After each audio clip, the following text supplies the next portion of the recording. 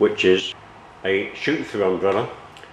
Now this shoot-through umbrella is 37 inches in diameter, exactly the same as a reflective one, but as you can see it's giving softer lighting. Now it's placed at exactly the same distance as previously, exactly 3 feet from the subject, but the big advantage of a shoot-through umbrella is that we could in fact place it much closer if we wanted to. The only limitation is that we need obviously to get in there with the camera to shoot the subject.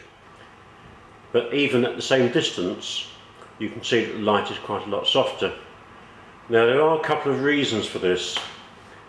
One of those reasons is that the diffusion method is more efficient in that it spreads light more efficiently, and the other is that about 60% of the light goes through the umbrella and the other 40% bounces back.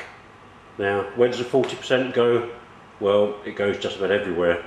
In this studio it doesn't bounce around very much because the ceiling, which is quite high, much higher than it is in the average small studio, is also painted black, so there's no reflection effectively from the ceiling, and the nearest wall behind the umbrella is about 30-35 feet away, so effectively nothing has been reflected off the walls. But in a small studio that could be a major problem. Let's take our light meter reading, see what we get. It should produce a little bit more light than the reflective one, and that in fact is reading f5.6.9, which of course means that we set the camera to f8 and take the shot. Now as you can see quite clearly, I think the shadows now are getting quite a little bit softer with this umbrella. And now for our final modifier in this session, we've moved on to quite a large octagonal softbox. Now this is the type of softbox that can be bought very cheaply on eBay, and in financial terms I would think it's within the reach of most people. Once again, the front screen of it is exactly 3 feet away from our subject, it's at the same height and so on. Now again, as with a shoot-through umbrella, it is possible to get a softbox really close if you want really soft light. Now once again we'll take our meter reading. Softboxes of course are a very popular lighting tool, and a lot of people seem to think that they have some kind of magic quality. Of course they don't. What's good about a softbox is that it combines the best qualities in a way of the reflective umbrella, which gives a controlled light source, with the qualities of a shoot-through umbrella, which can be placed really close to the subject and which therefore can produce soft light. Not of course that soft light is necessarily a good thing. It's only a good thing if that's what you want to achieve, and very often we don't want soft light, and sometimes we want a combination of soft light and hard light in the same shot. So what do you gain from this little exercise?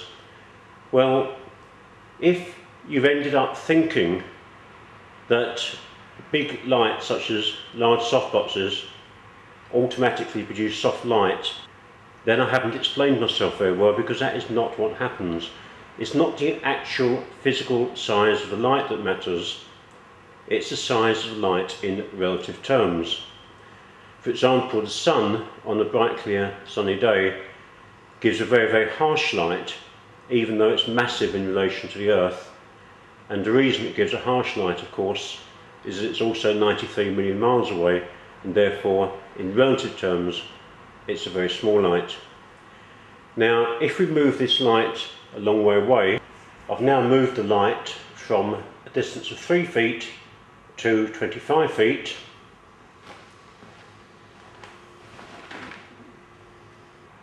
and as you can see the light is now much harsher. Now just as a matter of interest, let's just take a shot of that. Now I'm going to have to increase the raw power of the flash quite substantially because the light has got much further to travel. So I'm now going to turn the light up to something like 2400 joules, which as a rough guess should give me about the same exposure. And one final point, I'm not going to try to cover all the bases, but we often get questions in the forum like, how much power do I need for this, that or the other? Well, I can't give you a definitive answer, nobody can, because so much depends on individual requirements and factors. But you saw what we were doing earlier. We had a single light, 3 feet from the subject, 100 joules or 100 watt seconds if you like, and in each case we were getting usable apertures round about f5.6, f8, f9.5 using 100 ISO film, or in this case digital. But as soon as we move that light a long way away, 25 feet away, the power requirement jumped from 100 joules up to 2400. So the short answer is that if all you're doing is headshots and all you're doing is having a light some 3 feet away or so from your subject, then you may very well get away with something like an Alien B's 400.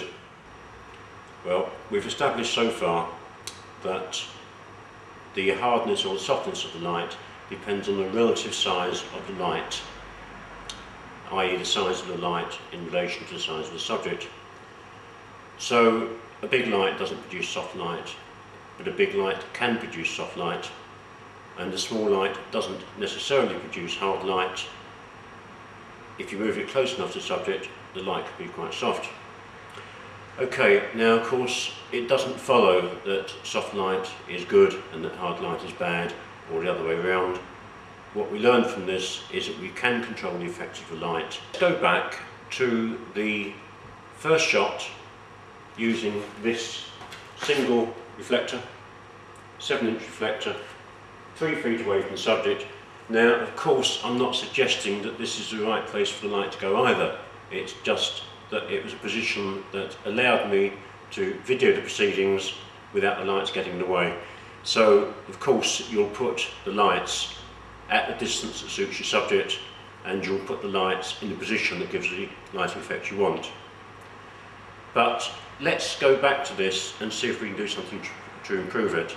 Now, one point that I made at the beginning was I used the same light power in each shot for sake of consistency.